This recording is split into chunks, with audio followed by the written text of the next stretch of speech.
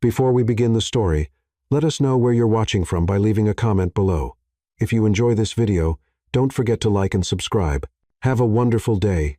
Enjoy the story, everyone. Manhattan, Corner Brew Cafe, 7:30 a.m. Sophie Carter was having the worst day of her life, and it wasn't even 8 the morning yet. First, the subway broke down at 42nd Street. Then, every taxi was occupied during rush hour. Now, running to make the meeting that could save her small digital marketing agency from bankruptcy, she crashed into the most infuriating man in the universe. "Sorry," she started, trying to balance her briefcase, phone, and the coffees she'd bought to impress potential clients. "You shouldn't be running in a public space," the man said, adjusting his Armani tie with an air of superiority that made Sophie want to shove his head in a trash can. "You could have hurt me." Sophie stared at him. Impeccable suit, Rolex that probably cost more than her 6-month rent, and that expression of someone who'd never worked a day in his life. "Hurt you? I barely touched you, Prince Charming." "Prince Charming?" He arched a perfectly groomed eyebrow. "Do you know who you're talking to?" "Someone who clearly needs a reality check." The man gave her a condescending smile that made Sophie's blood boil. "Look, sweetheart, I understand you're nervous being in the presence of smack." The slap echoed through the entire cafe. Customers stopped sipping their lattes. The barista dropped a croissant. Sophie had just slapped a complete stranger across the face. "Nobody calls me sweetheart, you arrogant jerk." The man touched his face, more shocked than hurt. For the first time in his life, Nathan Sterling, heir to a luxury resort empire, man who graced Forbes covers annually, was completely speechless, and then something happened that had never happened before. He laughed a genuine laugh, not the polite chuckle he used at Park Avenue business dinners. "You," he said, still holding his face, "you actually slapped me, and I'd do it again if necessary." Sophie shot back, adjusting her bag on her shoulder, with impressive dignity for someone who'd just committed assault in public. Nathan watched her walk away, her heels clicking on the hardwood floor with determination, wavy hair bouncing, posture straight despite the obvious chaos of her morning. It had been years since anyone treated him like a normal human being, decades since anyone challenged him, and no woman had ever been so real with him. "Excuse me," he called out, catching up to her at the door. "I deserve that. Let me buy your coffee." Sophie turned around, her brown eyes still sparking with anger. "I don't want your charity." "It's not charity. It's an apology." She studied him for a long moment. Something was different in his expression now, less arrogance, more curiosity. "Your face is red," she said, and for the first time showed something that might be a smile. "You have a strong hand. Kickboxing classes for dealing with men like you," she replied. Nathan laughed again. "Sophie Carter," she finally said, shortening her hand. "And you are?" "Nathan," he replied, shaking her hand and feeling an electric current run up his arm. "Nathan Sterling." Sophie's smile disappeared instantly. Sterling, like the resorts, exactly like the resorts. And that's when Sophie realized she had slapped the richest and probably most powerful man in New York. "Shoot," she muttered. "Language, sweetheart," Nathan said with a mischievous smile. Sophie raised her hand again, threatening another slap, and he backed away, laughing. Neither of them imagined that moment would change their lives forever. Sterling Enterprises Tower, same day, due, 0 p.m. Sophie sat in the marble and gold lobby of Sterling Enterprises, feeling like Alice, who'd tumbled down the wrong rabbit hole. The morning's coffee shop incident played on repeat in her mind. She'd slapped Nathan Sterling. Nathan Sterling. The man owned half of Manhattan's luxury hospitality industry. Her phone buzzed with another text from her business partner. "Please tell me you didn't actually assault our potential investor." Lila had always been the voice of reason between them. Miss Carter, a woman in an impossibly crisp Chanel suit, approached. "Mr. Sterling will see you now." The elevator ride to the 52nd floor felt like ascending to Mount Olympus. Sophie caught her reflection in the mirrored walls. Her wavy hair had given up any pretense of professionalism hours ago, and there was a coffee stain on her blazer that she'd tried to hide with a strategically placed scarf. She looked like what she was, a small business owner, barely keeping her head above water in the most expensive city in America. The elevator chimed, and the doors opened to reveal a corner office that could house her entire Brooklyn apartment. Floor-to-ceiling windows showcased Manhattan stretching endlessly below. Nathan stood with his back to her, hands clasped behind him, looking every inch the corporate prince. "You came," he said without turning around. "Did I have a choice?" Your assistant was very persuasive. He turned then, and Sophie was struck again by how unfairly handsome he was. The red mark from her slap had faded, but she could swear she saw amusement dancing in his green eyes. Please, sit. He gestured to a leather chair that probably cost more than her monthly revenue. I'm not here to grovel, if that's what you're expecting. Good. I hate groveling. Coffee? I've had enough coffee drama for one day. Thanks. Sophie remained standing, arms crossed. What do you want, Nathan? He smiled at her use of his first name, no Mr. Sterling, no deference. Just his name. Like he was a regular person. I have a proposition for you. I'm listening. I need a girlfriend. Sophie blinked. Come again? Not a real girlfriend. A fake one. For appearances. Nathan walked to his desk, picked up a tablet, and showed her a business magazine cover. His photo dominated the page with the headline, Manhattan's Most Eligible Bachelor. Why won't he commit? My board of directors thinks I'm irresponsible. A playboy who can't be trusted with the family legacy. They want me to prove I'm mature enough to take over as CEO when my father retires next year. So, get a real girlfriend. I don't have time for real relationships. They're complicated. Sophie laughed, a sharp sound. And fake ones aren't? We'd have clear boundaries, a contract. You attend a few events with me, meet my family, convince everyone I'm capable of commitment. In return, he slid a paper across the desk. Sophie's eyes widened at the figure. This is enough to save your agency, pay your employees for a year, and give you the financial freedom to expand into the luxury market. She looked up at him. Why me? You could hire any model, any socialite. Because you slapped me, that's your criteria for fake dating? Physical violence? You treated me like a normal person. Do you have any idea how rare that is? Nathan's voice carried a note of something she couldn't identify. Loneliness. Maybe everyone else either wants something from me or is intimidated by my family name. You just saw an arrogant guy who needed to be put in his place. Sophie stared at him for a long moment. You're serious? Dead serious. What would this entail? Exactly. A few dinner dates where we'll conveniently be photographed, the Metropolitan Museum Gala next weekend, meeting my family at our Hamptons house for Sunday brunch, maybe 3 months total, and you think people will believe we're together? We're from completely different worlds. Opposites attract.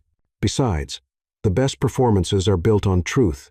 And the truth is, you intrigue me. Something in his tone made her heart skip. Nathan, look, I know it sounds crazy, but you need the money. And I need to convince my board I'm not the irresponsible heir they think I am. It's a business arrangement that benefits us both. Sophie walked to the window, looking down at the city sprawling below. From up here, her problems seemed microscopic, her struggling agency, her overdue rent, her employees who counted on her to keep their health insurance active. What happens when it ends? She asked quietly. We break up amicably. You keep the money. I get control of my company. Everyone wins. She turned back to him. And if we get caught in the lie, we won't. How can you be so confident? Nathan smiled, and for a moment, she glimpsed the man behind the corporate facade. Because you're the most authentic person I've met in years. If anyone can make this convincing, it's you. Sophie picked up the contract, scanning the terms. It was generous, almost too generous. There had to be a catch. Why do I feel like I'm making a deal with the devil? Because you probably are. His grin was absolutely wicked. So, Sophie Carter, will you be my fake girlfriend? She looked at him, really looked. Behind the confidence and designer suits, she saw the weight of family expectations, the loneliness of never knowing if people liked him for who he was or what he could give them. And maybe, just maybe, she saw someone who needed saving as much as she did. I have conditions. Name them. No touching without permission. No surprises that could embarrass me publicly. And if you ever call me sweetheart again in that condescending tone, I'll do more than slap you. Nathan laughed, extending his hand. Deal. As their hands met, Sophie couldn't shake the feeling she'd just stepped onto a roller coaster. She just hoped she could hold on for the ride. There's one more thing, Nathan said, his hand still holding hers. We start tonight. There's a charity dinner at the plaza. Black tie. Sophie's stomach dropped. Tonight, Nathan? I don't have anything to wear to a plaza charity dinner. Already handled. He pressed a business card into her palm. Bergdorf's personal shopping department. They're expecting you at 4. Everything's taken care of. You were that sure I'd say yes? I was that hopeful you would. The sincerity in his voice caught her off guard. For just a moment, the billionaire facade slipped, and she saw the man underneath, vulnerable, hopeful, maybe even a little scared. "Don't make me regret this, Sterling. I'll do my best, Carter." As Sophie left his office, contract signed and mind spinning, she wondered what she'd just gotten herself into. Behind her, Nathan watched through the floor-to-ceiling windows as she emerged onto the street, 52 floors below, a small figure navigating the Manhattan crowds. For the first time in months, he felt something he'd almost forgotten. Anticipation. Tonight, the performance would begin. The Plaza Hotel, same evening, 7 o'clock p.m. Sophie stood outside the Plaza Hotel, questioning every life choice that had led her to this moment. The midnight blue Valentino gown that Nathan's personal shopper had selected fit like it was made for her, but she felt like an actress wearing a costume for a role she didn't understand. The dress probably cost more than her rent. The shoes definitely did. Deep breaths. She murmured to herself, watching black cars drop off Manhattan's elite. It's just dinner with photographers and New York's most powerful people watching your every move. No pressure at all. You look absolutely stunning. She turned to find Nathan approaching, and her breath caught. He looked devastatingly handsome in a classic black tuxedo, but it was his smile that made her heart skip warm and genuine. Nothing like the polished charm she'd expected. "You clean up pretty well yourself," she said, accepting his offered arm and trying to ignore the way her pulse quickened at his touch. "Shall we give them a juju show?" The hotel's entrance was lined with photographers, just as Nathan had predicted. Sophie felt herself tense, but his hand covered hers reassuringly. "Just be yourself," he whispered close to her ear, his breath warm against her skin. "That's all I need." The camera flashes began, the moment they stepped out of the black town car. Sophie forced herself to smile, but it felt awkward and artificial, until Nathan leaned down and said quietly, "You have something in your hair." "I do not," she protested automatically, reaching up self-consciously. "Made you smile naturally," he said with a boyish grin, gently pretending to remove something. "Perfect." The cameras captured the moment, her genuine laughter, his tender gesture, the way they looked at each other like no one else existed. It looked exactly like two people falling in love. Inside, the ballroom was a symphony of crystal chandeliers, white orchids, and the kind of wealth that whispered rather than shouted. Sophie recognized several faces from business magazines and society pages. These people moved in circles so far above hers they might as well have been from another planet. "Mr. Sterling," a woman in enough diamonds to fund a small country glided over. "You simply must introduce me to your enchanting companion. Eleanor Whitmore. Meet Sophie Carter," Nathan said. "Sophie, Eleanor chairs the Children's Hospital Board." Sophie extended her hand graciously. "It's wonderful to meet you, Mrs. Whitmore. The work you do for children's health care is incredible." Eleanor's perfectly sculpted eyebrows rose slightly. "You're familiar with our organization?" "My little sister was treated at Children's Hospital when she was 7. The staff there saved her life," Sophie said, her voice warm with genuine gratitude. "I've been donating what I can ever since." Something shifted in Eleanor's expression, surprise, giving way to genuine interest. "How refreshing to meet someone who understands our mission personally. What do you do, dear?" "I run a digital marketing agency. We specialize in helping small businesses compete with larger corporations." "How fascinating. You must tell me more about it."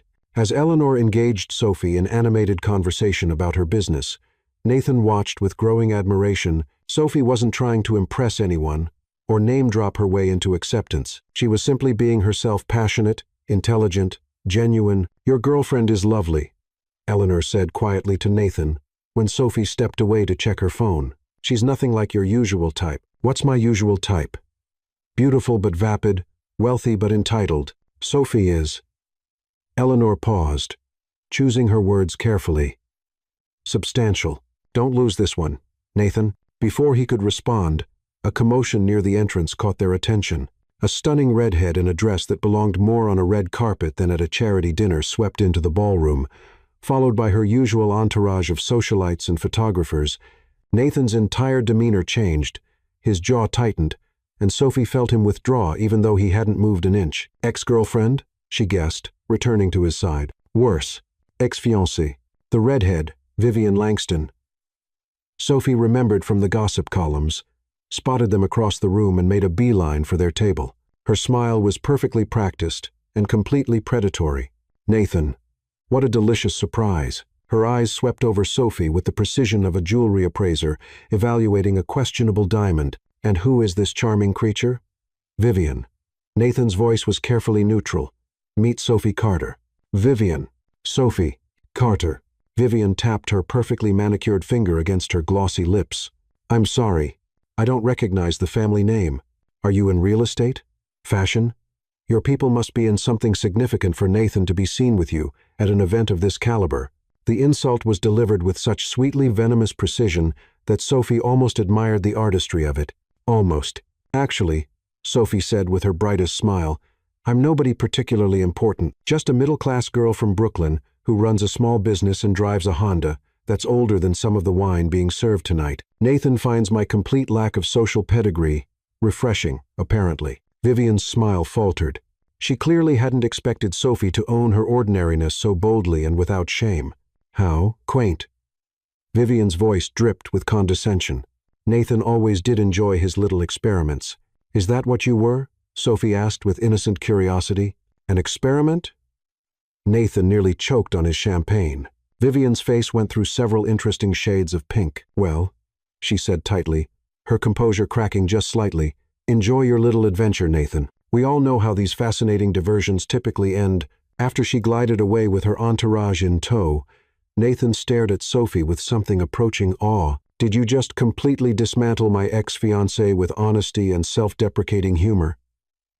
Yeah. I think I did. Sophie took a sip of her champagne, rather pleased with herself. That was completely inappropriate for high society.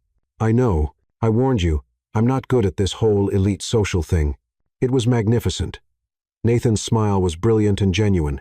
I don't think anyone has ever stood up to Vivian like that. She's used to intimidating people with her family name and social connections. Why did you get engaged to her in the first place?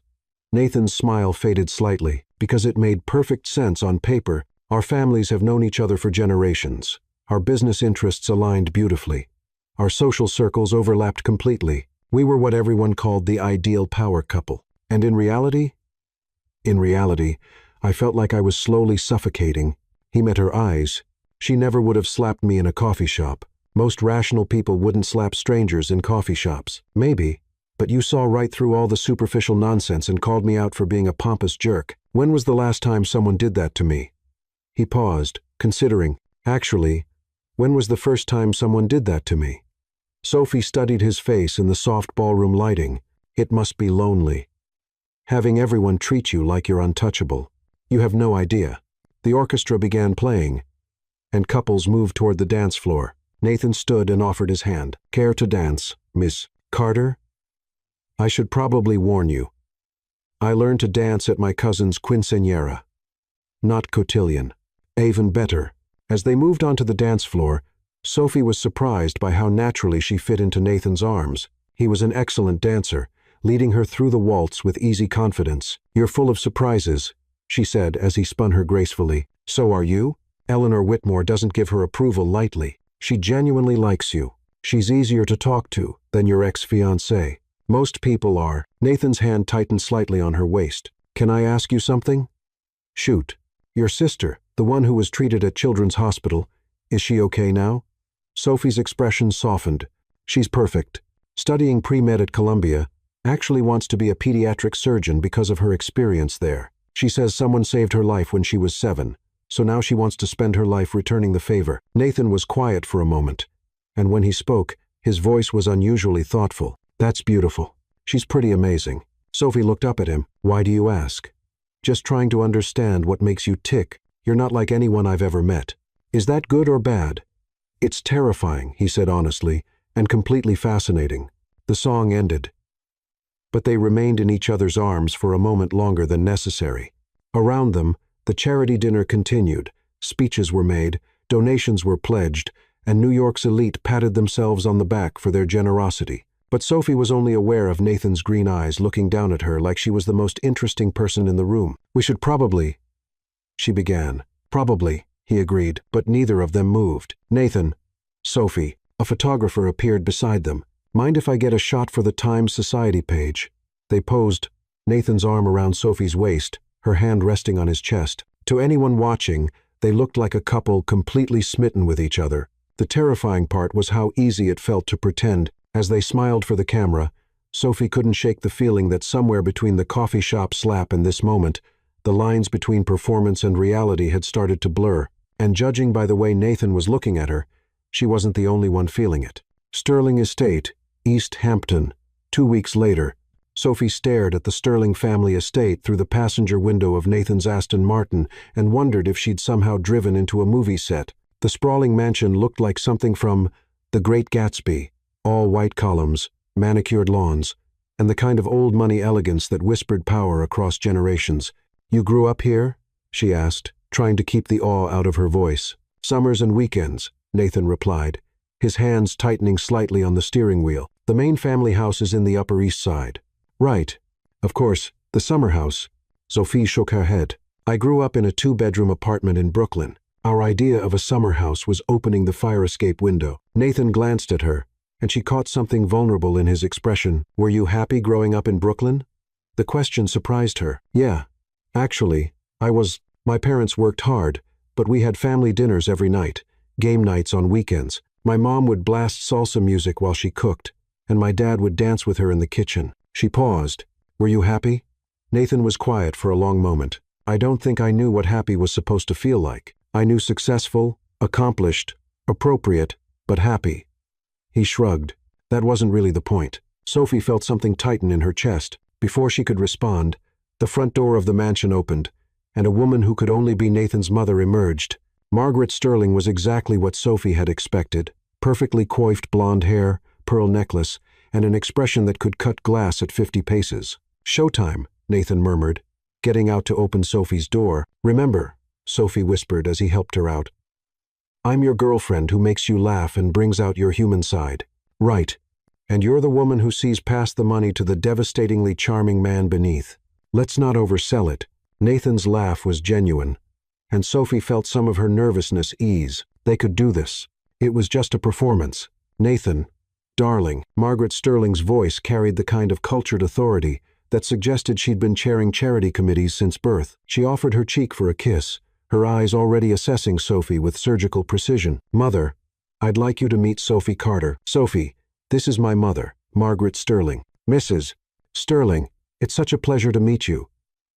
Sophie extended her hand with a warm smile. "Thank you so much for including me in your family brunch." Margaret's handshake was brief and cool. "How refreshing. Nathan so rarely brings anyone to meet the family." Her tone suggested this wasn't necessarily a good thing. "You must be very special." "I certainly think so," Nathan said, his arm sliding around Sophie's waist with practiced ease. "Sophie runs her own digital marketing company. She's brilliant." "How industrious." Margaret's smile was polite but didn't reach her eyes. "And your family? Are they also in business?" Sophie felt the weight of the question, the subtle probe into her social standing, her worthiness to be in their world.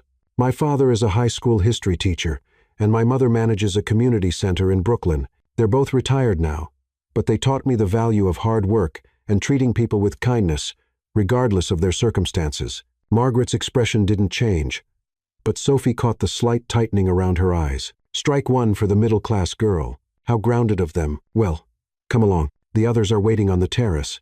As they walked through the mansion, Sophie tried not to gawk at the artwork that probably belonged in museums and the furniture that was definitely older than her entire family line. Nathan's hand found hers, squeezing gently. "You're doing great," he whispered. The terrace overlooked the Atlantic Ocean, and Sophie had to admit the view was spectacular. A table was set for 6 with what looked like actual silver and china that probably cost more than her car. "Nathan," a booming voice called out, and a man who was clearly Nathan's father approached with a golf club still in hand. Edward Sterling was silver-haired, distinguished, and had the kind of presence that suggested he was used to being the most important person in any room. "Dad." Nathan's posture straightened slightly. "This is Sophie Carter." "Sophie, my father, Edward Sterling." Edward's handshake was firm, his assessment quick but thorough. "Carter. Can't say I'm familiar with the name. What business is your family in?" "Education and social services," Sophie replied smoothly. "Nothing as impressive as hospitality empires, but we're proud of the work we do." Edward's eyebrows rose slightly. "Admirable. Public service." Before Sophie could respond, a younger voice interrupted. "So, this is the famous Sophie." A woman about Sophie's age bounded over with the kind of enthusiasm that seemed genuine. She had Nathan's green eyes but softer features, and her smile was warm and welcoming. "Isabel, Nathan said with obvious affection. Meet Sophie. Sophie. My sister Isabel. Fair warning. She's the family interrogator. Only because I actually care about your happiness, Isabel said, giving Sophie a quick but thorough hug. Unlike some people who shall remain nameless, but are currently glaring at us from across the terrace, Sophie followed Isabel's glance to see a tall, impeccably dressed man watching them with obvious displeasure. That would be my charming brother-in-law, William Prescott, Nathan said quietly. Isabel's husband and, unfortunately, the Sterling Hotel's chief financial officer. He doesn't look happy to see me, Sophie observed. He's not happy to see anyone who might interfere with his succession plans, Isabel said with a roll of her eyes. He's been campaigning to be the next CEO since he married into the family. Isabel. Margaret's voice carried a warning tone. Perhaps we could save the family politics for after brunch. Of course, Mother wouldn't want to make our guest uncomfortable with reality. As they settled around the table, Sophie found herself seated between Nathan and Isabel, with Margaret and Edward across from them and William at the head of the table like he was already running the company. So, Sophie, William began, cutting into his eggs Benedict with precision. Nathan tells us, you run some sort of internet business? Digital marketing? Sophie corrected politely. We help small and medium-sized businesses compete in the online marketplace. How quaint. William's tone suggested he found it anything but. And how exactly did you two meet? Sophie and Nathan exchanged a quick glance. They'd prepared for this question. At a coffee shop in Manhattan, Nathan said. Sophie literally knocked me off my feet. More like knocked some sense into you, Sophie added with a grin, and Nathan laughed. It was the most honest conversation I'd had in years, Nathan continued, his hand finding Sophie's on the table. She treated me like a regular person, not a bank account with legs. Margaret's lips pursed slightly. How refreshing it really was, Isabel said enthusiastically. You should have seen Nathan before, Sophie. He was all work and no play. Now he actually smiles in public. People change, William said dismissively. Usually temporarily. What William means, Margaret interjected smoothly, is that Nathan has had phases before. Remember that artist you dated, darling? What was her name? The one who wanted to paint murals in the hotel lobbies. Sophie felt Nathan tense beside her. Clara was a talented artist. I'm sure she was, dear, but hardly appropriate for someone in your position. And what position is that exactly? Sophie asked, her voice sweet but with an edge that made Isabel's eyes light up with interest. Margaret's smile grew cooler. The position of someone who will inherit one of the largest hospitality empires in the country, someone who needs a partner who understands the responsibilities that come with that. You mean someone who comes from the right family and won't embarrass you at charity galas, Sophie said with perfect clarity. The table went silent. Edward's eyebrows rose. William looked delighted at the potential drama. Isabel was practically vibrating with excitement. Sophie, Nathan started, but she held up a gentle hand. It's okay, she said to him, then turned back to Margaret. Mrs. Sterling, I understand your concerns. You don't know me. You don't know my family, and you want to protect Nathan and your family's reputation. That's actually pretty admirable. Margaret looked slightly taken aback by the reasonable response. But here's the thing, Sophie continued, her voice warm but firm. I'm not trying to marry into your family for money or status. I have my own career that I love, my own goals, and my own sense of worth that has nothing to do with how much money is in my bank account. She turned to look at Nathan, and the warmth in her eyes wasn't entirely fabricated. What I care about is that Nathan makes me laugh. He challenges me to think bigger about my business. He listens when I talk about my dreams, and when he smiles, really smiles, not that polite thing he does at business dinners. It's like the sun coming out. Nathan was staring at her with an expression she couldn't quite read. Around the table, everyone was silent. Plus, Sophie added with a grin, he's not bad to look at. Isabel burst out laughing. Oh, I like her. I really, really like her. Even Edward cracked a smile. She's got spirit. I'll give her that. Margaret, however, remained unmoved. Spirit is all well and good, dear, but marriage. Who said anything about marriage? Sophie interrupted. We're dating. We're getting to know each other. Isn't that how these things are supposed to work? Not in our world, William said coldly. In our world, relationships are strategic alliances, partnerships that benefit both families. Sophie turned to him with genuine curiosity. That sounds incredibly lonely. It's practical. Is it working out for you? Sophie asked innocently. The strategic alliance approach? Isabel nearly choked on her mimosa. William's face reddened. "Sophie," Nathan said quietly, but she could hear the amusement in his voice. "Sorry," Sophie said, not sounding sorry at all. "I just think love should be about more than tax benefits and social connections." "Love?" Margaret's voice was sharp. "You're in love with my son?" Sophie felt the trap closing around her. This was the moment. Say yes, and commit to a lie that could spiral out of control. Or say no, and undermine the entire charade. She looked at Nathan, seeing the question in his eyes, the careful hope he was trying to hide. "I'm falling," she said quietly, and it was terrifying how much truth was in those two words. Nathan's hand tightened on hers, and when he smiled, it was that real smile she'd mentioned, the one that did feel like sunshine. "So am I," he said, and Sophie's heart skipped because she couldn't tell if he was acting anymore either. The rest of brunch passed in a blur of polite conversation and family stories. Isabel regaled Sophie with embarrassing tales from Nathan's childhood, while Margaret maintained her cool disapproval, and William continued to radiate hostility. As they prepared to leave, Edward pulled Nathan aside for a private conversation, while Margaret cornered Sophie near the rose garden.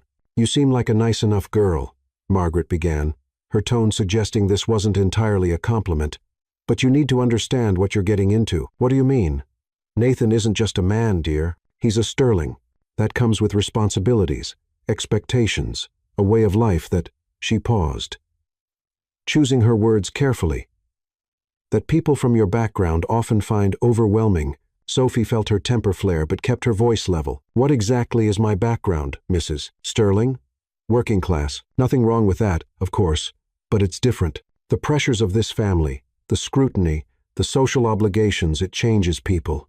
And not always for the better." "Are you trying to scare me off?" Margaret's smile was razor sharp. "I'm trying to protect you both.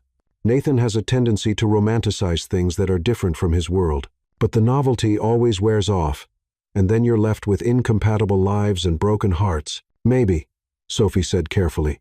"The problem isn't that Nathan romanticizes different worlds. Maybe the problem is that his world is so narrow and cold that anything with genuine warmth feels revolutionary." Margaret's eyes flashed with anger. "How dare you, Mrs. Sterling?" Sophie interrupted gently. "I can see that you love your son, but loving someone means wanting them to be happy, not just appropriate." Before Margaret could respond, Nathan appeared at Sophie's side. "Ready to go?" he asked, and Sophie could see the tension around his eyes. More than ready. As they drove away from the estate, Sophie and Nathan were both quiet for several miles. Finally, Nathan spoke. "That was a disaster. I was going to say intense, but disaster works, too." He glanced at her. "You were incredible, by the way you handled my mother, William's passive-aggressive attacks, the whole marriage interrogation. I may have gotten a little carried away with the 'I'm falling' comment," Sophie admitted. "Sorry if that put you in an awkward position." Nathan was quiet for a moment. "About that," Sophie's heart started beating faster. "Yeah? The thing is," he pulled over to the side of the road and turned to face her fully. "I don't think I was acting either." The admission hung between them like a live wire. Sophie stared at him, searching his face for any sign that this was part of the performance. "Nathan, I know this complicates everything. I know we have a contract and boundaries and this whole fake relationship thing. But Sophie, I can't stop thinking about you, not just when we're together for appearances, but all the time, the way you laugh, the way you challenge me, the way you make everything feel real." Sophie's mind was spinning. This wasn't supposed to happen. They had rules, boundaries, a clear business arrangement. "This is a really bad idea," she said quietly. "Terrible idea," he agreed. "It could ruin everything. Probably will." They stared at each other for a long moment, the Atlantic Ocean stretching endlessly beside them. "So, what do we do?" Sophie asked. Nathan reached over and cupped her face gently, his thumb tracing her cheek. "I have absolutely no idea." And then he kissed her. It wasn't a performance kiss or a photo-op kiss. It was soft and tentative and full of questions. Neither of them knew how to answer. Sophie felt herself melting into it, her hands fisting in his shirt as all her carefully constructed walls came tumbling down. When they finally broke apart, both of them were breathing hard. "That was—" Sophie began. "A complication," Nathan finished. "A big one. Hugo." But neither of them moved away. Instead, Nathan rested his forehead against hers. And Sophie closed her eyes, trying to figure out when exactly she'd stopped pretending to fall for Nathan Sterling and started actually falling. What happens now? She whispered. I don't know, Nathan admitted, but I'm tired of pretending that what I feel for you is fake. Sophie opened her eyes and looked at him. Really looked. She saw the vulnerability he was trying to hide, the hope he was afraid to acknowledge, the fear that she might walk away now that things had gotten real. Your mother thinks I'm all wrong for you, she said. My mother thinks a lot of things. Doesn't mean she's right. Your whole family expects you to marry someone from your world. Maybe it's time I stopped living my life according to everyone else's expectations. Sophie wanted to believe him. She wanted to throw caution to the wind and dive headfirst into whatever this was becoming. But she'd built her entire life on being practical, on making smart choices, on protecting herself from exactly this kind of situation. Nathan, if we do this, if we make this real, there's no going back to the contract and the boundaries and the safety net of it all being fake. I know, and if it doesn't work out, then we'll deal with that when we come to it. Nathan's hand found hers again. Sophie, I've spent my entire life playing it safe, doing what was expected, following the predetermined path, and I've never been more miserable. He paused, his green eyes intense and sincere. You make me want to be brave. Sophie felt her last defenses crumble. This is crazy, completely insane. We barely know each other. Then let's change that. Sophie looked out at the ocean, then back at Nathan's hopeful face. She thought about her safe, predictable life in Brooklyn, her carefully planned business goals, her determination to never depend on anyone else for her happiness. Then she thought about the way Nathan made her laugh, the way he looked at her like she was the most interesting person in the world, the way his smile could make her forget all her rational objections. Okay, she said quietly. Okay, let's try this, the real version, not the fake one. Nathan's smile was brilliant. Really? Really? But I have conditions. Of course you do. We take it slow. We figure out who we are together when there aren't cameras or contracts, or your family's expectations involved. And if it doesn't work, she took a deep breath. If it doesn't work, we walk away before we destroy each other. Deal, Nathan said, lifting their joined hands to his lips and pressing a soft kiss to her knuckles. 3 weeks later, Manhattan, Sophie was discovering that dating a billionaire was both everything she'd expected and nothing like she'd imagined. The perks were undeniable. Nathan had taken her to restaurants where reservations were booked months in advance, to Broadway shows from box seats that made her feel like royalty, to art gallery openings, where she found herself discussing contemporary sculpture with people whose names she recognized from museum plaques. But it was the quiet moments that surprised her most. Nathan showing up at her tiny Brooklyn apartment with takeout from her favorite Thai place, perfectly content to eat on her thrift store couch while she explained her latest marketing campaign. The way he listened, really listened, when she talked about her dreams of expanding her business, how he'd started asking her opinion on everything from his company's new sustainability initiatives to what tie he should wear to board meetings. You're different with her. Isabel had told him over lunch the previous week when Sophie had excused herself to take a business call. Lighter, more you. Nathan had known exactly what his sister meant around Sophie. He didn't feel the constant weight of being the sterling heir. He felt like Nathan. Just Nathan. And it was intoxicating, which made what happened on that Tuesday morning in October so much more devastating. Sophie was in her office reviewing quarterly projections with her business partner Lila when her assistant knocked on the door. Sophie, there are some people here to see you. They say it's about Nathan Sterling. Sophie's stomach dropped. She'd been dreading this moment when their relationship became public enough to attract the wrong kind of attention. 2 people entered her small conference room, a sharp-dressed woman with a briefcase, and a man with a camera who definitely wasn't from any society magazine. Miss Carter, the woman began, settling into a chair without being invited. I'm Lauren Kim from the Manhattan District Attorney's Office. This is Detective Sanchez from the NYPD Financial Crimes Unit. Lila's eyes went wide. Sophie felt the room start to spin. I'm sorry. What is this about? We're investigating allegations of financial fraud involving Sterling Hotels and several of their subsidiary companies, Detective Sanchez said. Pulling out a notepad, your name has come up in connection with our investigation. That's impossible. I don't have any business dealings with Sterling Hotels, but you do have a personal relationship with Nathan Sterling, Lauren Kim said, consulting her file.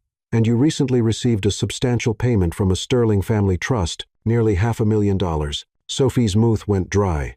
The contract payment, of course, it had come from a family trust. She should have realized that would leave a paper trail, That was for consulting work. Consulting work? Detective Sanchez looked skeptical. What kind of consulting work does a small digital marketing firm do for a billion-dollar hospitality empire? Sophie's mind raced. She couldn't tell them about the fake relationship contract without exposing Nathan to embarrassment and potentially worse legal complications, but she also couldn't come up with a convincing lie on the spot. I helped with their digital marketing strategy for $500,000. Lauren Kim's eyebrows rose. That's quite a generous fee for marketing advice, Miss Carter. Detective Sanchez leaned forward. We have evidence suggesting that several payments like yours were made to individuals in Mr. Sterling's social circle around the same time that large sums were being moved out of company accounts. We need to understand the nature of your relationship with Mr. Sterling and exactly what services you provided in exchange for that payment. Sophie felt sick. Am I being accused of something? Not at this time, Lauren Kim said carefully, but we would appreciate your cooperation in our investigation, and we'd advise you not to discuss this conversation with Mr. Sterling until we've had a chance to interview him separately. After they left, Sophie sat in her empty conference room, staring at the wall and trying to process what had just happened. Lila finally broke the silence. Sophie, what the heck was that about? What payment were they talking about? Sophie closed her eyes. She'd never told Lila the real reason she'd suddenly been able to make payroll for the next year. Her best friend and business partner thought Sophie had landed a huge new client. It's complicated. Complicated how, Sophie? The NYPD just asked you about financial fraud. That's not complicated. That's terrifying. Before Sophie could respond, her phone buzzed with a text from Nathan. Can't wait to see you tonight. Dinner at. Sophie stared at the message, remembering Detective Sanchez's warning not to discuss the investigation with Nathan. How was she supposed to sit across from him at dinner and pretend everything was normal? Her phone rang. Nathan's name appeared on the screen. Hey, she answered, trying to keep her voice steady. Hey, yourself. You sound weird. Everything okay? Yeah. Just a busy day. Listen, about tonight. Please don't cancel, Nathan interrupted. I have something I want to talk to you about. Something important. Sophie's heart sank even further. Nathan, it's good news, I promise. Well, I hope you'll think it's good news. Just don't cancel, okay? After she hung up, Sophie put her head in her hands. Whatever Nathan wanted to discuss, she had a sinking feeling it was going to make everything infinitely more complicated. Meanwhile, across town at Sterling Hotel's headquarters, Nathan was having the best day he'd had in years, right up until his father summoned him to the executive floor. He just finished presenting his new hospitality innovation proposal to the board, a plan to convert several of their older properties into eco-friendly boutique hotels that would appeal to younger, environmentally conscious travelers. The presentation had gone better than he'd hoped, with even the most conservative board members expressing cautious optimism. More importantly, he'd felt confident and passionate in a way he hadn't in years. Sophie's influence, he knew, she'd helped him find his voice, encouraged him to think beyond the traditional Sterling approach. He was already planning how to tell her about the success over dinner when his father's assistant intercepted him in the hallway. Your father needs to see you immediately, she said, her expression unreadable. Conference room A. Nathan found his father standing at the floor-to-ceiling windows, his back to the door. Edward Sterling's posture was rigid, and Nathan immediately knew something was wrong. Dad, you wanted to see me? Edward turned around, and Nathan was shocked by the anger in his father's face. Sit down, Nathan. I'd rather stand. I said sit down. Nathan had heard that tone exactly 3 times in his life: when he'd crashed his first car at 16, when he'd been caught cheating on his SATs, and when he'd announced he was dropping out of Harvard Business School to study hospitality in Switzerland. Each time, it had preceded a conversation that had fundamentally changed the trajectory of his life. We have a problem, Edward began, placing a manila folder on the conference table. A significant problem that threatens everything we've built. Nathan opened the folder and felt his world tilt on its axis. FBI financial investigation documents, subpoenas, bank records, and in the middle of it all, a highlighted transaction, a payment of $450,000 to Sophie Carter Consulting. Dad, I can explain. Can you? Edward's voice was ice cold. Can you explain why, during a federal investigation into potential money laundering and tax evasion, my son made a $500,000 payment to his girlfriend's company? Can you explain how that looks to investigators who are already questioning our family's financial practices? Nathan's mind raced. It's not what it looks like. Then what is it, Nathan? Because from where I'm sitting, it looks like you used company funds to pay your girlfriend. And now we're all under federal investigation. I didn't use company funds. I used my personal trust. Your personal trust that's funded by company profits. Edward slammed his hand on the table. Everything is connected, Nathan. Every dollar that goes through our family accounts is scrutinized when we're under investigation. Nathan felt sick. He'd never considered that the payment to Sophie could be traced back to company funds, could implicate the entire family business in wrongdoing. What kind of investigation are we talking about? Edward pulled out another document. Money laundering, tax evasion, potential fraud. Someone tipped off the FBI that we've been moving large sums of money through shell companies and paying out suspicious consulting fees to individuals with no apparent business relationship to our company. But Sophie does have a business relationship with us now. She's been helping with digital marketing strategies for $500,000. Edward's laugh was bitter. Nathan, she runs a small firm in Brooklyn. Her biggest client before you was probably a local restaurant. No one is going to believe we paid her $500,000 for marketing advice. Nathan realized the trap they'd walked into. In trying to make the payment look legitimate, they'd made it look even more suspicious. Who tipped off the FBI? Edward's expression darkened. We have our suspicions. Before Nathan could ask what that meant, the conference room door opened, and William Prescott walked in, looking perfectly composed and faintly satisfied. William, Edward said, I've just been explaining the situation to Nathan. Unfortunate business, William said, settling into a chair. I've been reviewing our options with the legal team. Nathan looked between his father and brother-in-law, a cold suspicion growing in his chest. What options? The FBI wants to interview everyone involved, Edward said.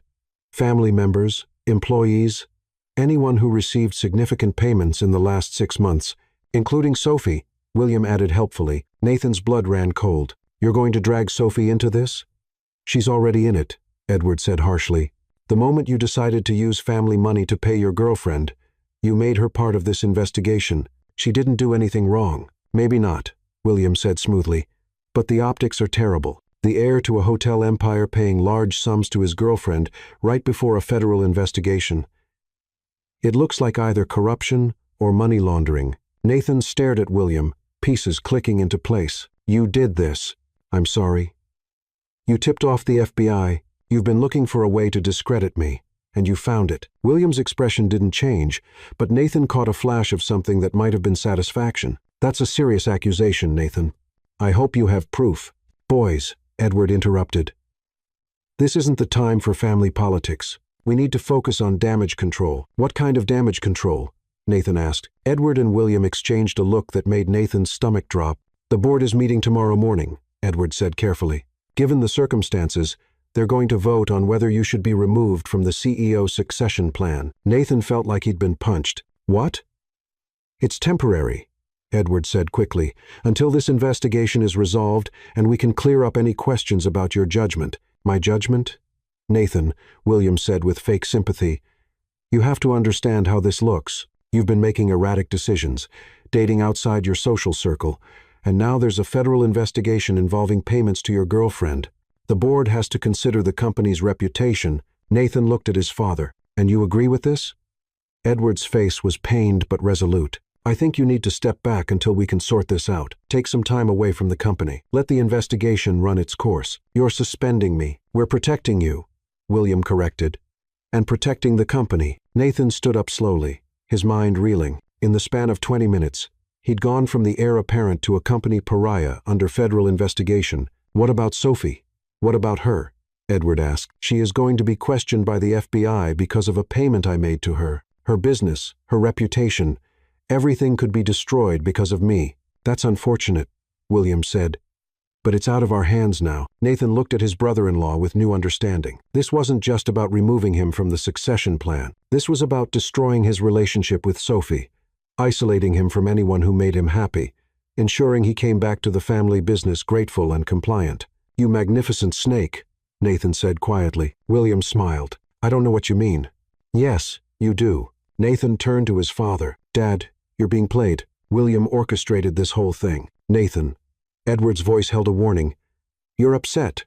Don't say something you'll regret. The only thing I regret is not seeing this coming. Nathan headed for the door, then turned back. When this investigation clears our family, and it will, I hope you'll remember who stood by you and who threw you under the bus for personal gain. Nathan. Edward started. I'm going to protect Sophie, Nathan said firmly. Whatever it takes. That evening at dinner, Sophie arrived at the restaurant 15 minutes late, her mind still spinning from the morning's FBI visit. Nathan was already seated at their usual corner table, but something was off. His smile seemed forced, and there were tension lines around his eyes she'd never seen before. Sorry I'm late, she said, sliding into her chair. Crazy day. Mine, too, Nathan said, and Sophie caught something in his tone that made her look at him more carefully. Everything okay? Nathan reached across the table and took her hand. Actually, there's something I need to tell you. Something important. Sophie's heart started racing. This was it. He was going to tell her about the investigation, and she'd have to pretend she didn't already know. Nathan, I love you. Sophie's world stopped. Of all the things she'd expected him to say, that wasn't one of them. What? I love you, Nathan repeated, his green eyes intense and sincere. I know it's crazy and we haven't been together that long, but Sophie, I've never felt about anyone the way I feel about you. You make me want to be better, braver, more honest. You make me feel like myself. Sophie stared at him, her heart breaking. Here was the man she'd fallen completely, hopelessly in love with, telling her he loved her back, and she couldn't even enjoy the moment because she knew their entire relationship was about to implode. Nathan, I know it's a lot, he continued, misreading her hesitation, and I'm not asking you to say it back if you're not ready. I just needed you to know because whatever happens, whatever challenges we face, I want to face them together. Sophie felt tears prick her eyes. Whatever happens, Nathan's expression grew serious. There are some complications with my family. With the business, things might get difficult for a while. But Sophie, if you're willing to weather the storm with me, I think we can get through anything. He was giving her an out, Sophie realized, warning her that things were about to get complicated, offering her a chance to walk away before the investigation became public. It would be so easy to take it, to say she wasn't ready for complications, that they should take a break until things settled down. She could protect her business, her reputation, her heart. But looking at Nathan's hopeful face, thinking about everything they'd built together, Sophie knew she couldn't walk away, not now, not when he needed her most. I love you too, she said quietly. Nathan's smile was brilliant. Really? Really? She squeezed his hand. And whatever these complications are, we'll handle them together. Nathan lifted her hand to his lips and kissed her knuckles softly. I don't deserve you. Lucky for you, I disagree. They ordered dinner and tried to maintain normal conversation, but Sophie could see the worry Nathan was trying to hide. She wanted to tell him about the FBI visit, to share the burden of what was coming. But Detective Sanchez's warning echoed in her mind. It wasn't until they were walking back to Nathan's car that Sophie's phone rang. Lila's name appeared on the screen. I should take this, Sophie said apologetically. Work stuff. Sophie. Lila's voice was tight with panic. Thank goodness. You need to get down here right now. What's wrong? The FBI is here at the office with a search warrant. Sophie felt the blood drain from her face. What? They're going through everything. Our files, our computers, our financial records. Sophie, what the heck is going on?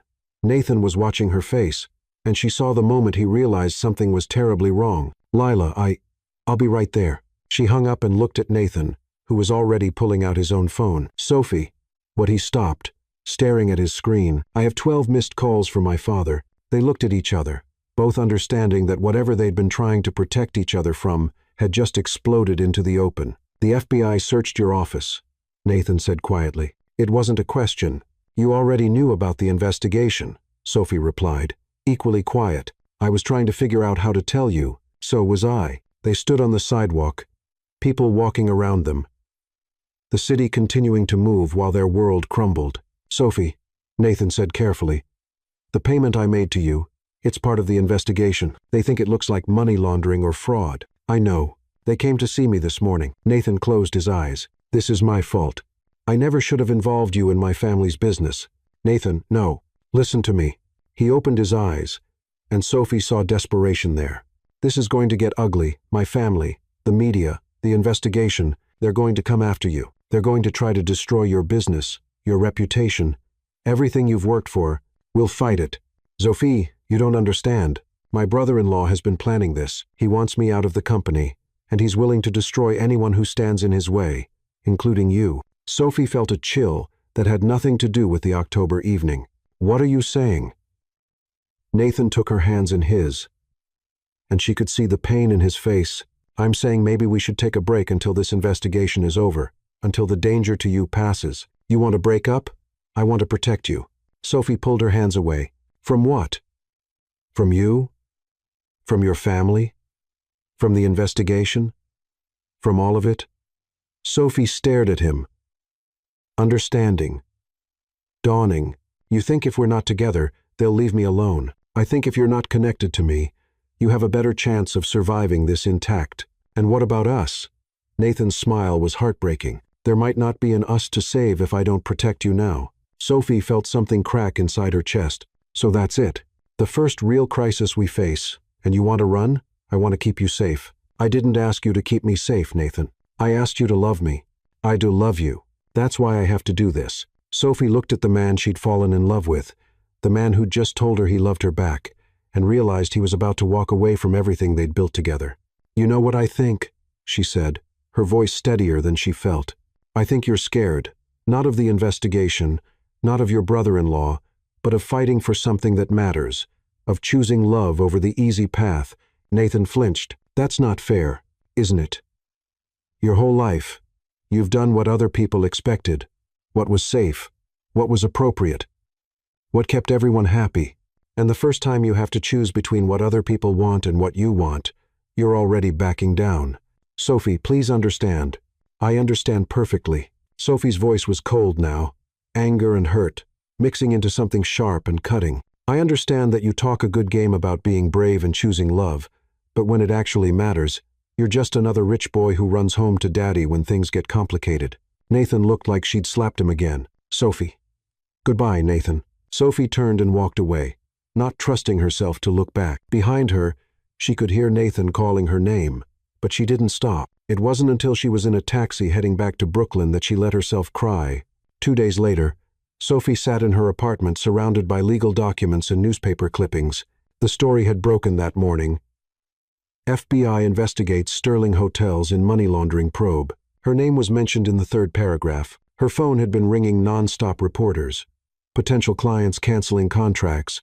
Friends calling to check if she was okay. Lila was fielding calls at the office, trying to keep their remaining clients from jumping ship. The doorbell rang, and Sophie considered not answering it. She wasn't in the mood for more reporters or FBI agents or anyone else who wanted to pick apart her life. But when she looked through the peephole, she saw Isabel Sterling standing in the hallway, looking uncharacteristically uncertain.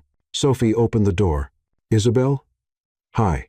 Isabel held up a bottle of wine and a bag of what looked like takeout. I brought reinforcements. Can I come in?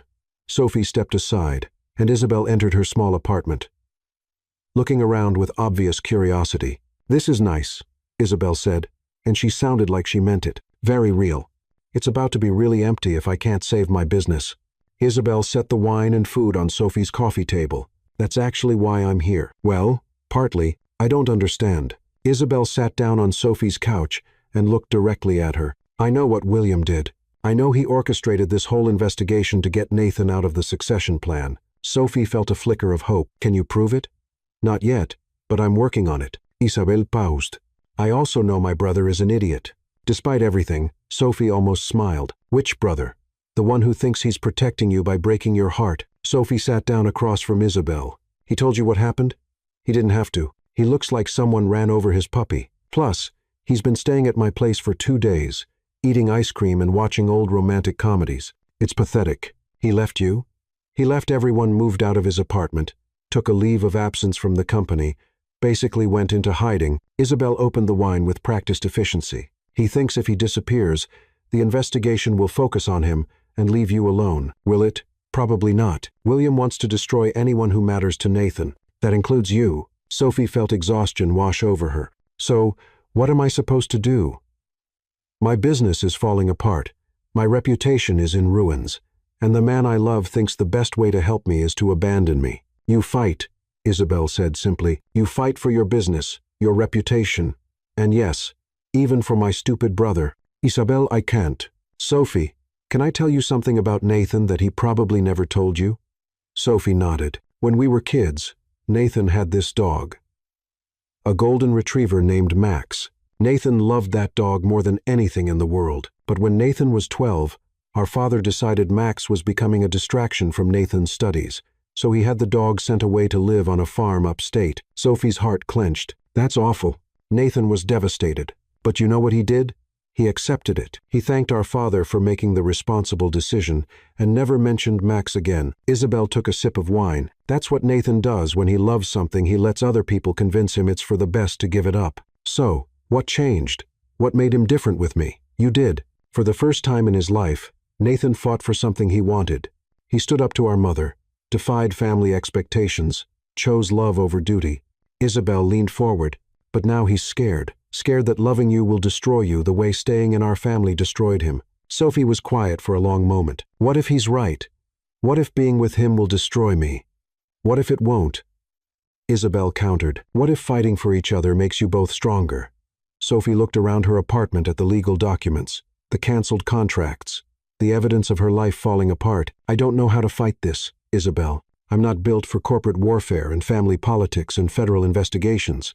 Maybe not, Isabel said with a smile that reminded Sophie strongly of Nathan. But you're built for love, and sometimes that's the most powerful weapon of all. Sophie stared at her, feeling something shift inside her chest. Maybe Isabel was right. Maybe running away wasn't the answer. Maybe it was time to fight. What did you have in mind? Sophie asked. Isabel's smile turned wicked. How do you feel about a little corporate espionage? 10 days later, multiple locations across Manhattan. Sophie had never imagined herself as the kind of person who would break into a corporate office at midnight. But then again, 3 weeks ago, she'd never imagined herself falling in love with a billionaire or being investigated by the FBI either. Life, she was learning, had a way of pushing you into roles you never auditioned for. Are you sure about this? Lila whispered from beside her as they crouched in the stairwell of the Sterling Hotel's headquarters building. Because if we get caught, I was helping my best friend commit corporate espionage to save her relationship, is not going to look good on my resume.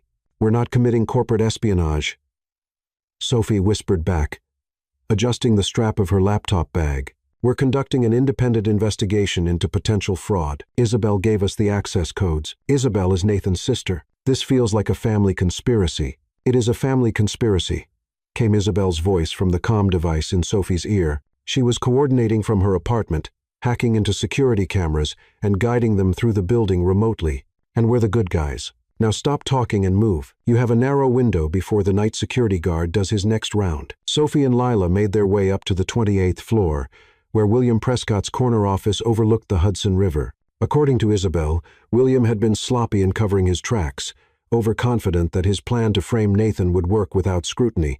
His computer should be unlocked. Isabel's voice crackled through the earpiece. He never logs out because he thinks he's untouchable. Look for anything with Meridian Holdings or Coastal Development Partners in the file name. Sophie slipped behind William's massive desk, her fingers flying across his keyboard. The irony wasn't lost on her that she was using her digital marketing skills to expose corporate fraud. Lila kept watch by the door, her phone ready to alert them if anyone approached. Found something, Sophie murmured. A folder labeled Project Reset, with dozens of financial documents. Download everything, Isabel instructed. And Sophie, look for anything referencing FBI contacts or whistleblower communications. As Sophie copied files to her encrypted drive, she scanned through the documents. What she found made her blood run cold. William hadn't just tipped off the FBI about suspicious payments from Sterling hotels. He'd been orchestrating a systematic embezzlement scheme for years, using shell companies and fake consulting contracts to siphon money from the family business. The payment to Sophie wasn't suspicious because it was fraud. It was suspicious because it was legitimate, and it broke the pattern of all the actual fraudulent payments William had been making to his own network of fake companies. Lila, Sophie whispered urgently. He's been stealing from them for years, millions of dollars. That's nice, but can we discuss it somewhere that isn't a felony to be in? Sophie was about to agree when she found a folder that made her heart stop. Nathan's succession removal. Inside were detailed plans for destroying Nathan's reputation, including communications with FBI contacts, planted stories for gossip columnists, and a comprehensive strategy for isolating Nathan from anyone who might support him. At the bottom of the folder was a document that made Sophie's hands shake with rage. Personal targets for elimination. Her name was at the top of the list. Followed by Isabel and several of Nathan's friends and business associates, William had detailed plans for destroying each of their lives, complete with timelines and specific methods. Sophie. Lila's voice was sharp with panic. Someone's coming. We need to go now. Sophie grabbed the external drive and her laptop, but as they headed for the door, she heard Isabel's voice in her earpiece, tight with worry. Sophie, stop. Don't leave yet. Isabel, we have to. Trust me. Hide. Both of you. Behind the desk right now. Sophie and Lila dove behind William's desk, just as the office door opened. Through the gap in the desk panels, Sophie could see 2 sets of expensive shoes enter the room. Are you certain this will work? The first voice was William's, cold and calculating.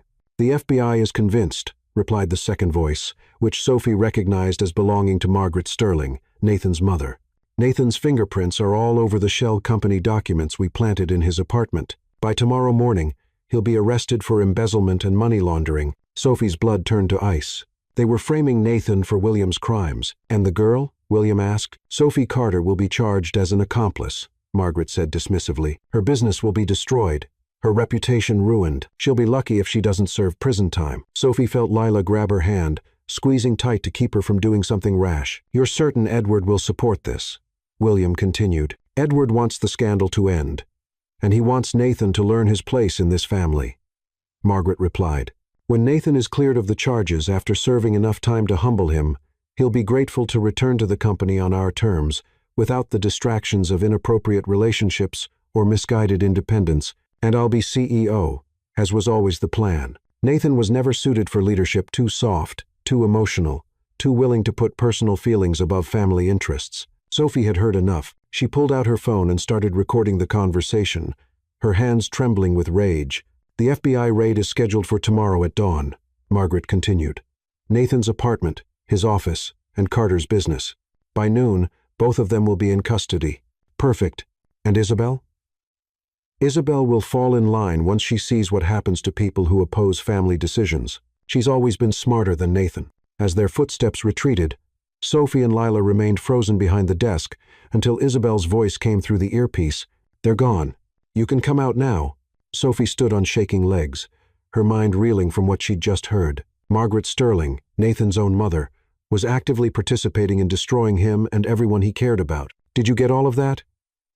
Isabel asked as Sophie and Lila made their way quickly to the elevator. Every word, Sophie confirmed, checking her phone recording. Isabel, we have to warn Nathan. They're going to arrest him tomorrow morning. I know. I heard everything through your phone. Isabel's voice was tight with emotion. My own mother. I knew she disapproved of you, but I never thought. Where is Nathan?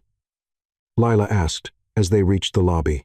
That's the problem, Isabel said. He's been hiding from everyone, including me. But I have an idea where he might be. Meanwhile, at a small hotel in Queens, Nathan Sterling was discovering that heartbreak had a specific taste. Bitter coffee at 2:00 a.m., cold pizza for breakfast, and the metallic flavor of regret that coated everything he tried to eat. He'd been hiding in a modest hotel in Queens for over a week, paying cash and using a fake name to avoid being found by his family, the FBI, or the press, more importantly, to avoid being found by Sophie. Every day, he told himself he'd made the right choice. Every day, he picked up his phone to call her and forced himself to put it down. He'd seen the news coverage of the investigation spreading to her business, read the articles questioning her integrity, watched from afar as his decision to love her destroyed everything she'd worked for. This was why people like him didn't fall in love with people like her. This was why his family had rules, expectations, boundaries. This was why he should have stuck to dating women from his own world, who understood the cost of being involved with the Sterling name. But even as he told himself these things, Nathan couldn't stop thinking about Sophie's laugh. The way she challenged him to be better. The look in her eyes when she'd told him she loved him. He couldn't stop wondering if he'd made the biggest mistake of his life by walking away. His phone rang, jarring him from his thoughts. Isabel's name appeared on the screen. I told you I'm not coming home, he said without preamble. Nathan, shut up and listen to me. You're in danger. Réel danger. Something in his sister's voice made Nathan sit up straighter. What are you talking about? William and Mother have been working together. They framed you for William's embezzlement scheme. The FBI is going to arrest you tomorrow morning. Nathan felt the room spin. That's impossible. It's not only possible, it's happening. They planted evidence in your apartment, Nathan, financial documents linking you to shell companies that William created to steal money from the family business. But I know you never. Sophie and I know you never. But the FBI doesn't know that, and they have what looks like solid evidence that you've been embezzling millions of dollars. Nathan ran his hands through his hair, trying to process what Isabel was telling him. Sophie knows about this? Sophie is the one who figured it out. She and Lila broke into William's office tonight and found everything: his real financial records, his plans to destroy you, his communications with the FBI. Sophie broke into William's office. Nathan couldn't hide the admiration in his voice. Turns out your girlfriend is a lot tougher than you gave her credit for. She's been fighting for you even after you abandoned her like an idiot. Nathan closed his eyes. Guilt and love and regret, washing over him in equal measure. Isabel, I was trying to protect her. You were trying to protect yourself from having to fight for something that mattered, just like you've done your whole life. The accusation hit like a physical blow. That's not, it is fair, and you know it. Nathan, do you remember when Father sent Max away? Nathan's throat tightened at the mention of his childhood dog. What does that have to do with anything? You let them convince you it was for the best. You didn't fight. You didn't argue.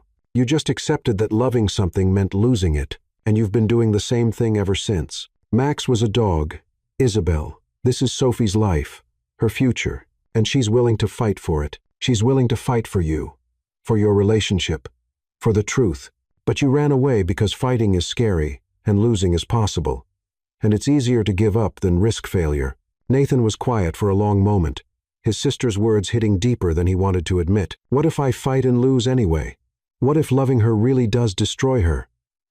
Then at least she'll know you thought she was worth fighting for. Before Nathan could respond, he heard voices in the hotel hallway outside his room, loud voices, official voices, the kind that meant authority and trouble. Isabel, he whispered urgently. I think someone's here. What do you mean someone's here? The voices were getting closer, and Nathan could make out words now. Room 237, warrant. Sterling, the FBI. They found me. Nathan, listen to me very carefully. Isabel's voice was sharp with urgency. Do not let them arrest you tonight. If they take you into custody now, William and Mother will have time to solidify their frame job. You need to get out of there and meet us. Meet you where? Sophie has a plan. She's going to clear your name, but she needs you to trust her. The voices were right outside his door now. Nathan could hear them discussing tactical positions, preparing to knock. Isabel, I don't think I can, Nathan. Isabel's voice was soft now, full of the love and faith she'd always had in him. Sophie slapped you in a coffee shop because you were being an arrogant jerk. She's been fighting the FBI and our family and half of Manhattan because you're worth it. Don't you think it's time you started fighting for her, too? The knock came at the door, loud and authoritative. FBI, open up. Nathan looked around the small hotel room at the life he'd been hiding in, at the man he'd become when he'd stopped fighting for what mattered. Where do I meet you? He asked. Isabel's smile was audible through the phone. Brooklyn, Sophie's apartment. And Nathan? Yeah, bring your A-game. We're about to take on the family business. Nathan grabbed his jacket and headed for the window, grateful that Queens hotels weren't built for security. As he climbed down the fire escape, he could hear the FBI agents breaking down his door. For the first time in weeks, he was running toward something instead of away from it. 3 hours later, Sophie's apartment in Brooklyn. Sophie had never seen her small apartment, so crowded with people planning what was essentially a corporate coup.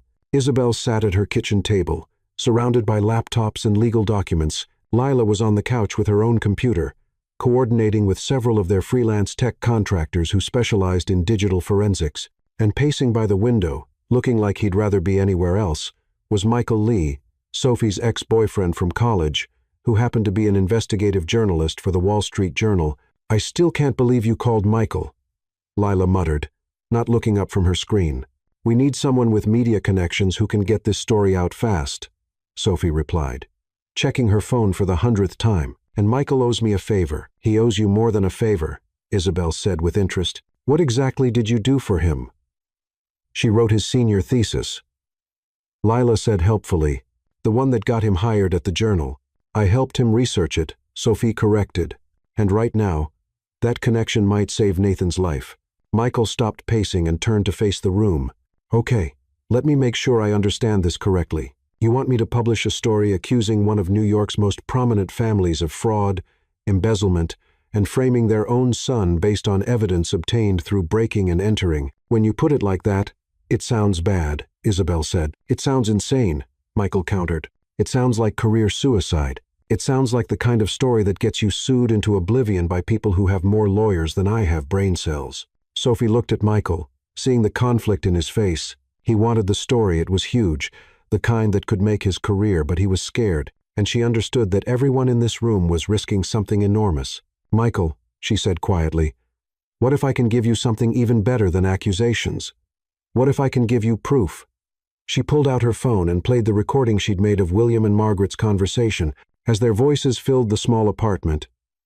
Michael's expression changed, from skepticism to amazement, to the hungry look of a journalist who'd just stumbled onto the story of a lifetime. This is, he began, legally obtained evidence of conspiracy, fraud, and obstruction of justice. Isabel finished. Plus, we have William's financial records showing the real embezzlement scheme, Lila added, and we have digital forensics proving that the evidence against Nathan was planted in his computer systems after the fact.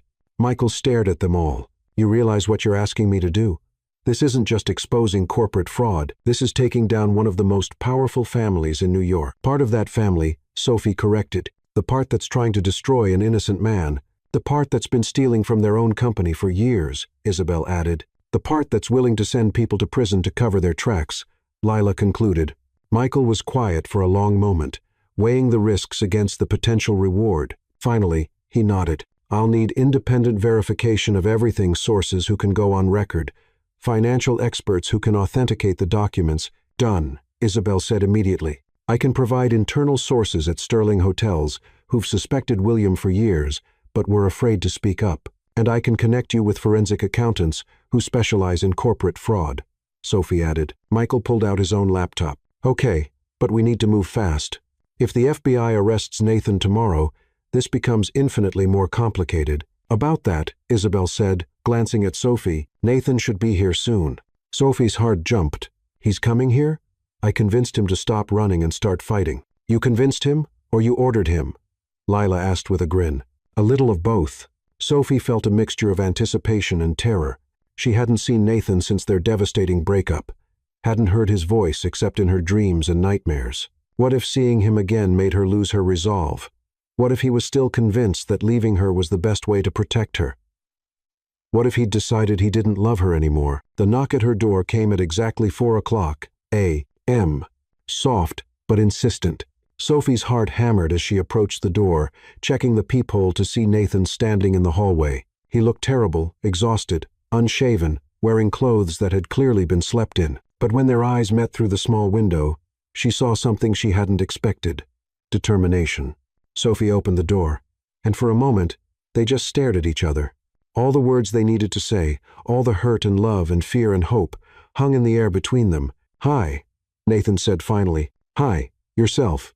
I hear you've been breaking into corporate offices and taking on the FBI. Someone had to. You were too busy hiding in a Queens motel. Nathan's smile was rueful. Touché. Behind Sophie, Isabel cleared her throat loudly. As touching as this reunion is, we have about 2 hours before the FBI expects to arrest Nathan. Can we focus on not letting that happen? Nathan stepped into the apartment, taking in the scene, computers everywhere, legal documents spread across every surface, the organized chaos of people working against impossible odds. Isabel filled me in on what you found, he said to Sophie. You risked everything to clear my name. I risked everything to find the truth, Sophie corrected. Clearing your name was just a side benefit. Sophie. Nathan's voice was soft, full of things he couldn't say in a room full of people. Later, she said firmly, right now, we have work to do. For the next hour, they worked with focused intensity. Michael crafted his article while Isabel provided insider information, and Lila handled the technical aspects of document verification. Nathan, meanwhile, contacted family allies who might be willing to support them when the story broke. I've got 3 board members who will go on record about their suspicions regarding William, Nathan reported. And my father's longtime assistant is willing to testify about Margaret's involvement in company financial decisions. That's good, Michael said, typing furiously. But I need more. I need someone who can speak to the family dynamics, someone who can explain why Margaret would turn against her own son.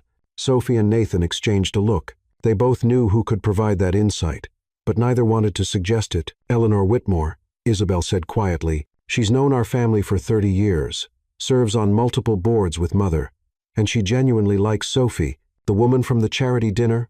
Sophie asked. Would she really go against your mother publicly? Eleanor has her own sense of honor, Nathan said thoughtfully, and she despises corruption in any form. If we can prove to her what's really happening, I'll call her, Isabel said, reaching for her phone. Isabel, it's 4:30 the morning.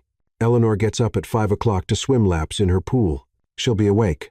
As Isabel made the call, Sophie found herself standing next to Nathan by the window, watching the sun begin to rise over Brooklyn. The proximity felt both natural and electric, like standing next to a live wire that could either light up her world or burn it down. Sophie, Nathan said quietly, after this is over, we need to talk. Do we? I owe you an apology. A massive, groveling, possibly humiliating apology. Sophie looked at him sideways. Possibly humiliating? I'm hoping you'll take pity on me before it gets to that point. Despite everything, Sophie found herself smiling. We'll see. Isabel hung up the phone with a triumphant expression. Eleanor is in. She's already suspected something was wrong with the family finances, and she's been wondering why Margaret was so determined to sabotage Nathan's relationship with you. She'll meet with Michael in 2 hours. Perfect, Michael said. I can have the story filed by noon. But there's one more thing we need to consider. What's that? Nathan asked. The FBI raid. Even if my story comes out today, they're still going to arrest you this morning based on the evidence they have. We need a way to delay that until the truth comes out. Sophie had been thinking about this problem all night. What if Nathan turns himself in? Everyone stared at her. That's your plan? Leela asked. Voluntary imprisonment? Think about it, Sophie continued. If Nathan walks into the FBI field office with his own lawyer, presents evidence of being framed, and demands a proper investigation, it changes the entire narrative. He's not a fugitive being arrested. He's a victim seeking justice. That's actually brilliant, Isabel said slowly. It forces them to listen to his side of the story, instead of just processing him through the system, and it gives Michael's story time to hit the newsstands, Nathan added, understanding dawning in his voice. By the time they could formally charge me, the truth would already be public. Michael nodded approvingly. It also makes for better headlines. Innocent man seeks justices plays a lot better than corporate heir arrested for fraud. Nathan looked around the room at the people who'd risked everything to save him. His sister, Sophie's best friend, Sophie's ex-boyfriend, and Sophie herself. People who barely knew him, but had believed in his innocence when his own family hadn't. Why? He asked quietly. Why did you all do this for me? Because you're my brother, and I love you, Isabel said simply. Because Sophie loves you, and I love Sophie, Lila added. Because it's a great story, and I want a Pulitzer, Michael said with a grin. Everyone turned to look at Sophie, waiting for her answer. She met Nathan's eyes, seeing the vulnerability there. The genuine confusion of someone who'd never experienced unconditional support. Because, she said softly, someone once told me that love means fighting for each other, not running away when things get difficult. Nathan's expression cracked, and Sophie saw him struggling with emotions he wasn't used to expressing publicly. Sophie, he began, his voice rough. I'm sorry. I'm so sorry for leaving you, for thinking I could protect you by abandoning you, for being a coward when you needed me to be brave. Nathan, let me finish, please. He took a step closer to her, and Sophie could see the tears threatening in his green eyes. You were right about everything. I spent my whole life giving up the things I loved because it was easier than fighting for them. I told myself it was noble, that I was protecting people. But really, I was just protecting myself from the possibility of failure. Sophie felt her own eyes filling with tears. Around them, the room had gone completely quiet. But you, Nathan continued, you fought for me even when I wouldn't fight for myself. You faced down the FBI, broke into corporate offices, took on my family, risked everything you'd worked for not because you had to, but because you believed I was worth saving. He reached out and gently cupped her face, his thumb wiping away a tear she didn't realize had fallen. I love you, Sophie Carter. I love your courage, your integrity, your refusal to back down when you believe in something. I love the way you challenge me to be better, the way you see the man I could be, instead of just the man I am. Sophie's heart was pounding so hard, she was sure everyone in the room could hear it. And if you'll let me, Nathan continued, I want to spend the rest of my life proving that I can be the man who deserves your love, the man who fights for what matters, The man who chooses love over fear every single time. Sophie stared at him, seeing not the polished corporate prince she'd met in a coffee shop, but the real Nathan, vulnerable, hopeful, finally ready to fight for what he wanted. "That depends," she said, her voice trembling with emotion. "On what? On whether you're going to call me sweetheart again."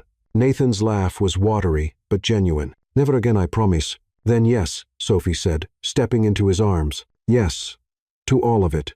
When Nathan kissed her, it felt like coming home and starting an adventure all at the same time. It tasted like second chances and new beginnings, and the kind of love that was strong enough to survive anything. "Okay," Isabel said loudly, after what felt like an appropriate amount of time. "This is very sweet, and I'm thrilled that my brother finally grew a spine, but we still have to keep him out of prison, so maybe save the reunion makeout session for after we've taken down William and Mother." Sophie and Nathan broke apart, both of them smiling and slightly embarrassed. "Right," Nathan said, his arm still around Sophie's waist. "Let's go save the family business and destroy the people who tried to destroy us," Sophie added with a grin that was absolutely wicked. Nathan looked down at her with pure adoration. "Have I mentioned lately that you're terrifying, and I love it?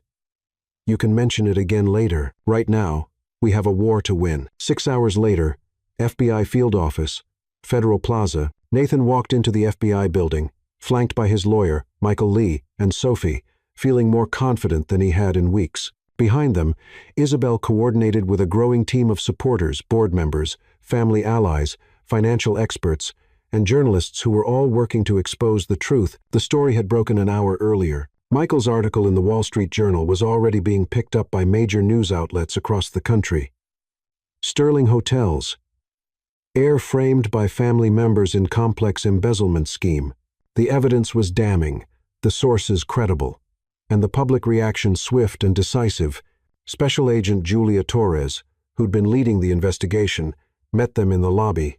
Her expression was carefully neutral, but Nathan could see the frustration in her eyes. "Mr. Sterling," she said formally, "we appreciate you coming in voluntarily." "Agent Torres," Nathan's lawyer replied, "my client is here to provide information about the real perpetrators of the crimes you've been investigating. We're aware of the news reports that came out this morning," Agent Torres said carefully. "We're reviewing the new evidence, but I'm sure you understand that we can't simply drop an investigation based on newspaper articles." "Of course not," Sophie said, stepping forward with a briefcase full of documents. "That's why we brought you the original financial records, digital forensics reports, and recorded confessions." Agent Torres's eyebrows rose. "Recorded confessions?" William Prescott and Margaret Sterling, discussing their plan to frame Nathan, their timeline for his arrest, and their motivations for destroying his relationship with Sophie, Nathan said calmly, "all recorded legally by witnesses who were present during the conversation." "And where exactly did this conversation take place?" "Sterling Hotel's headquarters," Isabel said, joining the group, "in William's office, which I gave Miss Carter permission to access as a member of the Sterling family and a company shareholder." Agent Torres looked between them all, clearly calculating the implications. "I'll need to review everything with my team." "Of course," Nathan said. "In the meantime, I'd like to provide a full statement about my knowledge of the financial irregularities at Sterling Hotels and my suspicions about who was really responsible." Over the next 3 hours, Nathan laid out everything he knew about William's gradual takeover of company financial operations, his manipulation of family politics, and his systematic embezzlement of company funds. Sophie and Isabel provided supporting evidence while Michael documented everything for his follow-up articles. By the time they emerged from the FBI building, the story had exploded across social media and financial news networks. William Prescott had been arrested at his Hamptons house. Margaret Sterling was being questioned by federal agents, and the board of directors had called an emergency meeting to address the crisis. "So, what happens now?" Sophie asked as they stood on the steps of the federal building, surrounded by reporters and photographers. "Now," Nathan said, taking her hand in front of all the cameras, "we go home and plan our future. What about Sterling Hotels? The company will survive stronger than the people who tried to destroy it." Nathan looked down at her with a smile that was pure joy, just like we are. Sophie stood on her tiptoes and kissed him right there in front of the FBI building and half the media in New York. It was the kind of kiss that made headlines, the kind that symbolized love conquering all, the kind that made people believe in happy endings. When they finally broke apart, Sophie grinned up at him. "So, what do we do for our second date?" Nathan laughed, the sound rich and free and full of possibilities. Whatever we want, we've got the rest of our lives to figure it out. 6 months later, Sophie stood in the penthouse office that Nathan had insisted on buying for her expanded marketing firm, looking out at the Manhattan skyline and marveling at how much her life had changed. Carter and Associates now occupied 3 floors of a midtown building, employed 15 people, and had a client list that included several Fortune 500 companies. More importantly, she'd kept her soul in the process. Her company specialized in helping small businesses compete with larger corporations, and she made sure that for every high-paying corporate client, they took on 3 smaller businesses at reduced rates. Knock, knock. Nathan's voice came from the doorway. Is the CEO of Manhattan's fastest-growing marketing firm available for lunch? Sophie turned around, her heart still skipping at the sight of him. Nathan had taken over as CEO of Sterling Hotels after his father's retirement, and the change in him was remarkable. He was confident without being arrogant, decisive without being ruthless, and he'd implemented changes that made the company more ethical and employee-focused than it had ever been. That depends, Sophie said, walking over to kiss him. Hello, is the CEO of one of America's most respected hotel chains buying? Always, Nathan said, pulling her close. How's your day been? Crazy. Good crazy, but crazy. Lila's handling the Johnson account presentation. Michael called about his book deal, and Isabel wants to know if we're free for dinner tomorrow night. What's Isabel up to now? She's launching her new nonprofit for financial literacy education. Apparently, our little corporate takedown inspired her to help other people recognize and fight financial fraud. Nathan grinned. My sister, the social justice warrior, who would have thought? Everyone except you, apparently. They had lunch at a small cafe in Brooklyn's Sophie's Choice because she insisted they stay connected to the real world outside their increasingly successful professional lives. As they walked back to the subway, Nathan stopped suddenly. Sophie, can I ask you something? Always. Nathan reached into his jacket pocket and pulled out a small blue box that made Sophie's heart stop completely. 6 months ago, you slapped me in a coffee shop for being an arrogant jerk. That's not a question, Sophie said weakly, staring at the box. You challenged me to be better, braver, more honest. You fought for me when I was too scared to fight for myself. You saved my life, my family's company, and my relationship with my sister. Nathan dropped to one knee right there on the sidewalk in Brooklyn as pedestrians walked around them. Street vendors hawked their wares, and the city continued its chaotic dance around them. Sophie Carter, you make me want to be the man I never thought I could be. You make me believe in love that's stronger than fear, partnership that's stronger than pride, and a future that's brighter than anything I ever imagined. Sophie was crying now, not caring that people were stopping to watch, that someone was probably taking pictures, that this moment would probably end up in tomorrow's society pages. Will you marry me? Nathan asked, opening the box to reveal the most beautiful ring Sophie had ever seen. Will you let me spend the rest of my life proving that I'm worthy of the woman who saw through all my defenses and loved me anyway? Sophie looked down at the man who'd gone from her biggest mistake to her greatest love, who'd learned to fight for what mattered, who'd chosen her over everything his family had planned for him. Yes, she said, pulling him to his feet and kissing him as the small crowd that had gathered burst into applause. Yes, to all of it. But I have one condition. Anything. The next time you call me sweetheart in that condescending tone, I'm allowed to slap you again. Nathan's laugh was brilliant and joyous, and full of promise. Deal. But just so we're clear, I'm never giving you a reason to slap me again. We'll see about that, Sterling. Is that a threat? Future misses? Sterling, it's a promise. As they kissed again, surrounded by the chaos and energy of the city they both loved, Sophie couldn't help but think that sometimes the best love stories started with a slap and ended with forever, and sometimes, if you were very lucky, the man who annoyed you most in a coffee shop turned out to be the man you wanted to spend your life annoying right back. That, she thought, as Nathan spun her around while tourists took pictures and Isabel called to congratulate them and Lila demanded details, was exactly the kind of ridiculous, improbable, absolutely perfect love story she never would have believed in until it became her own. The end,